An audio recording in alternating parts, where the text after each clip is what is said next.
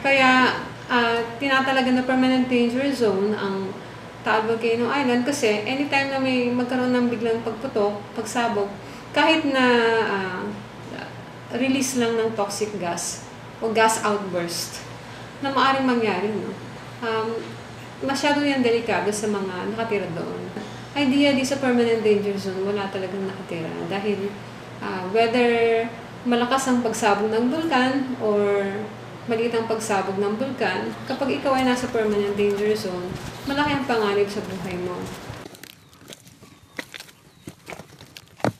Pag po ako yung ako, 33 na, yun po nga namin hanggang may pulman ang lugar namin.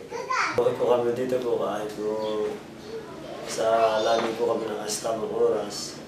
May mga libre na ang gulay-gulay, wala po sa bundok, pagkain po kami ng gulay.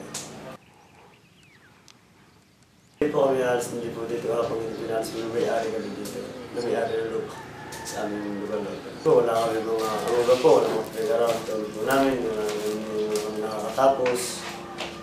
Hindi kami nagpabrika lang po, sa contraction lang po kami papasukan.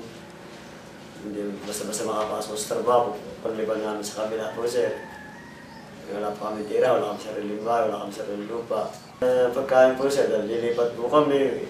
Mga pamilya po namin, iisip sa kami kung ano pagkain. Hindi po wala pa tirahan. Kaya kung mayroon kami basta lilipat lahat po sa kabila. Pag talaga po kitang-kita na po talaga yung apoy na. Talaga kami nalikas na po siya.